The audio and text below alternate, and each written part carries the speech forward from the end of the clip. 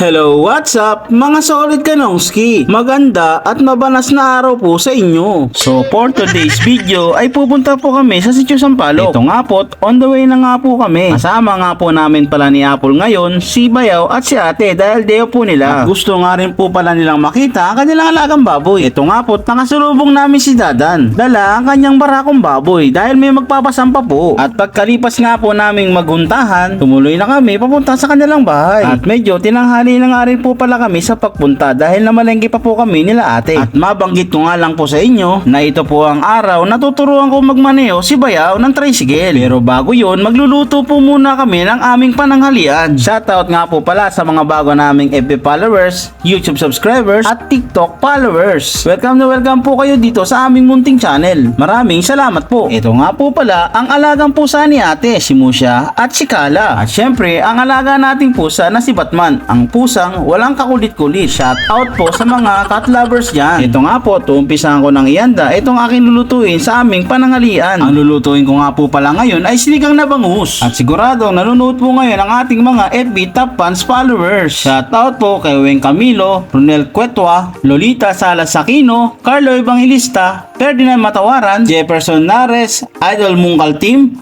Luboy TV, Mage Loreto, Ria Gaka, Sally Saragosa, Per Rivera, and happy birthday din po kay Sir Idol Rolando Archan Badjon. Happy birthday po. At di na nga po nakati si Bayaw, tinulungan na nga po pala ako magbalat nitong ating patola. Habang ito si Apple ay pa-selfie-selfie lang. Di na nga nakatulong, photo bomber pa. Joke lang po.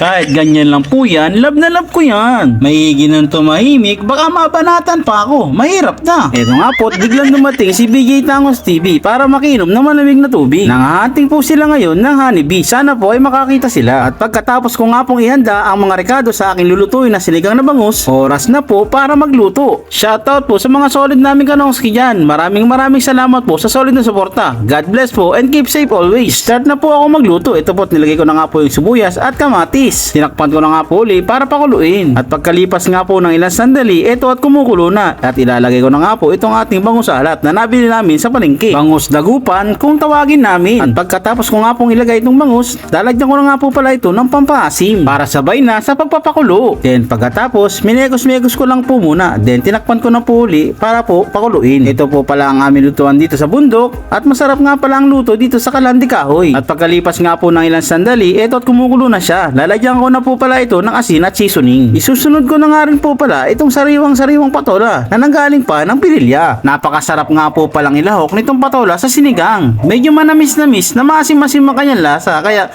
goods na goods, yummy na, healthy pa, at nambola pa nga.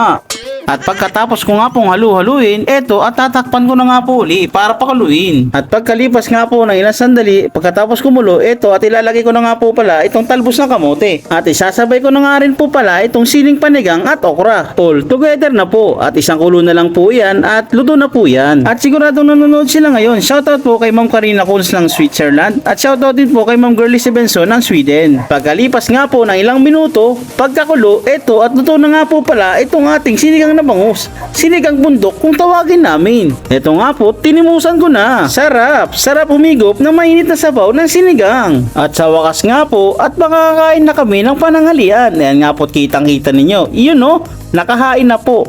At alam nyo na ang kasunod dito, kainan na. Kain po tayo mga solid kanongski.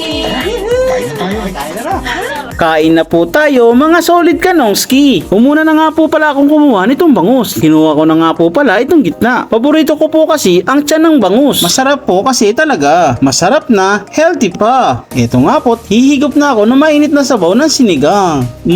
Sarap. At kung umabot nga po kayo sa part ng aming video na ito at magustuhan nyo po, paki-comment naman po kung taga saan kayo para malaman namin kung saan umabot ng aming video. Maraming salamat po. Ito nga po, kumakain na nga po kami ng pananghalian. Kain po kayo mga solid namin kanongski. Masarap po talagang kumain kapag may kasabay. Kainan na may halong kwentuhan at tawanan. Wala na pong masasarap at sasaya pa dun ang makapiling at makasama sa pagkainan ang ating pamilya. At pagkatapos nga po namin kumain, eto at pinasyalan na po namin itong aming mga alagang baboy. Dahil medyo matagal na nga rin po palang hindi napapasyal dito si ate, kaya gusto niya na rin ditong makita. Ito na nga po pala ang mga alaga naming baboy. Medyo malalaki na nga rin po pala talaga sila. At may kwento ko nga lang po sa inyo mga solid naming Kanongski na nagtimbang nga po pala kami ni Bayaw noong nakaraang linggo. Ang tinimbang po namin dito ay pinakamalaking baboy.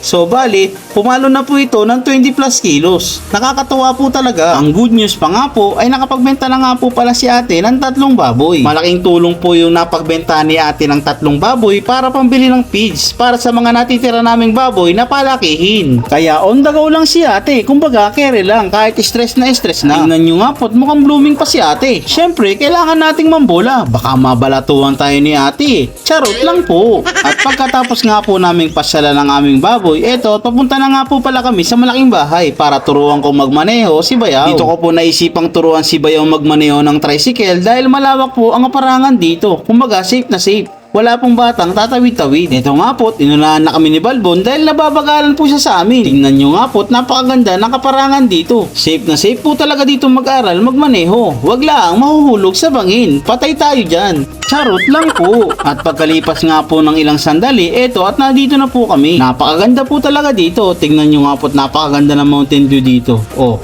Sobrang nakakawala po talaga ng stress. Kaya nga po, di ako nagsasawang bumalik-balik dito sa lugar na ito. Na kahit mahirap ang daan, ay carry lang po. At kung umabot nga po pala kayo sa part ng aming video na ito at magustuhan nyo po, please heart, follow, and share po. At mag-comment din po kayo kung gusto nyo magpa-shoutout. Maraming salamat po. At kung sa YouTube nyo naman po mapanood ang aming video, please like, subscribe, and comment po kung gusto nyo po magpa-shoutout. Maraming salamat po. At pagkatapos nga po naming magpahinga, ito at umpisahan ko na pong turuan magmaneho ng tricycle si Bayaw. Wala na po akong aksayahing oras. Ito nga po, dinamo ko na kay Bayaw at inaktwal. Sinimplihan ko na lang po ang pagtuturo ng pagmamaneho kay Bayaw. Kumbaga, 1, 2, 3, 4, 4, 3, 2, 1. Pagkalipas nga po ng ilang minutong paliwanagan, ito at nagulat ako kay Bayaw at napatakbo niya na agad ang aking tricycle. Nakakatuwa nga po talaga. Madali niyang lagay sa mga sinasabi ko. Ngayon, ito at nakakapagpatakbo na nga po siya. Konting practice na nga lang po at sigurado ako makakapagpatakbo na siya ng maayos ng tricycle. Kung baga, practice makes perfect. Ito nga po, namatayan nga po siya pero sigurado ako mapapanda niya uli ito. Hindi na masama. Biruin nyo,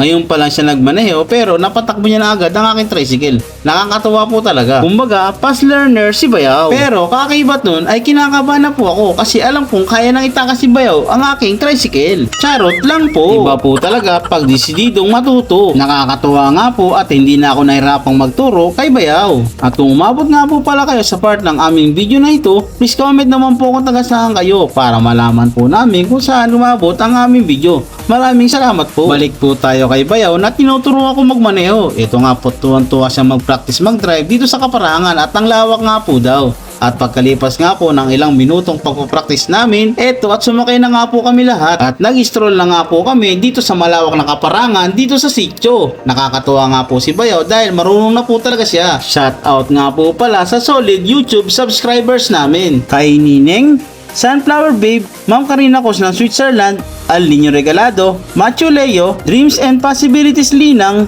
Diskarte, Binatang Pinoy, Philippine Provincial Life, Vlog ni Randy, Didoy Gallery, Franz Lowland Light, Bukid Nerong Pinoy, My World of Cakes, and Jam JTV. Maraming salamat po sa inyong solid at walang sawang suporta. God bless po and keep safe always. Hanggang dito na lang po muna ang aming vlog, mga solid naming Kanongski. Maraming salamat po sa inyong solid at walang sawang suporta. God bless po. See you next vlog. Bye-bye.